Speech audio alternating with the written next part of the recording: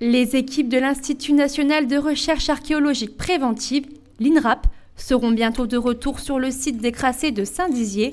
Pour cette 12e campagne de fouilles programmée, 40 archéologues et bénévoles vont poursuivre leur exploration des vestiges d'une résidence rurale gallo-romaine ainsi que d'une nécropole datant du Moyen-Âge.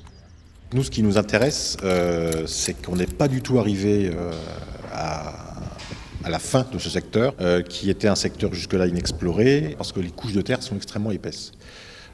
Et on a dû s'arrêter très tôt, parce que y a les premières tombes qui sont apparues, mais on sait que des tombes se trouvent en dessous, et il peut y avoir aussi, malgré tout, des constructions antiques qui peuvent se trouver enfouies sous ces couches de terre.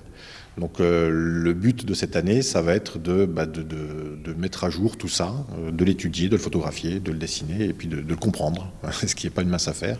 En ouvrant de nouvelles zones de fouilles chaque été depuis 2011, les archéologues enchaînent les découvertes sur ce site témoignant 12 siècles d'histoire. Habité du 1er au 12e siècle, les Crassés est donc en quelque sorte un avant Saint-Dizier. En effet, son abandon coïncide avec la création de la cité bragarde sur l'autre rive de la Marne. Au niveau des pratiques funéraires, Saint-Dizier est quand même assez surprenant car tous les ans on découvre une nouvelle pratique funéraire qui sont connues. Elles n'ont rien d'exceptionnel, mais en fait on a tout le panel. On va avoir des tombes dans des coffrages en bois, on va avoir des tombes dans des troncs d'arbres évidés, on va avoir des tombes en sarcophage de pierre.